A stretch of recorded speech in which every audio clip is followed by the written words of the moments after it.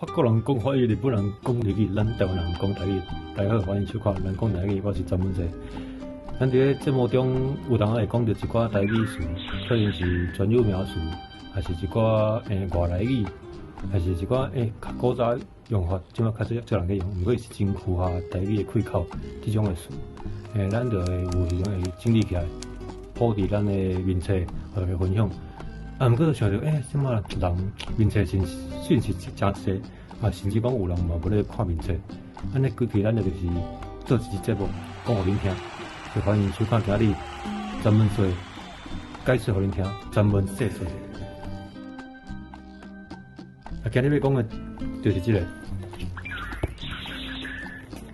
就是咱马港顶天棚迄集出现的，这个叫做啥 ？curtain，伊转到日语了，卡灯，过来，伊就是台语，就是卡灯，就是另外一种讲法就是窗仔布，华语叫做窗帘的吼。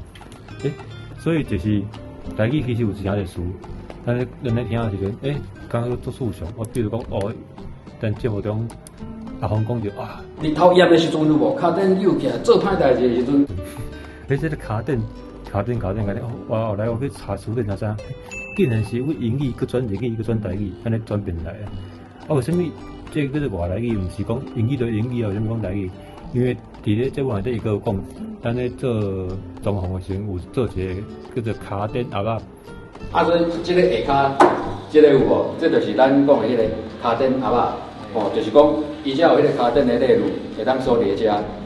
卡灯盒仔，窗帘的盒子，伊就是讲留这个空间，互你会当装卡灯的内容轨道，这嘛是外来语。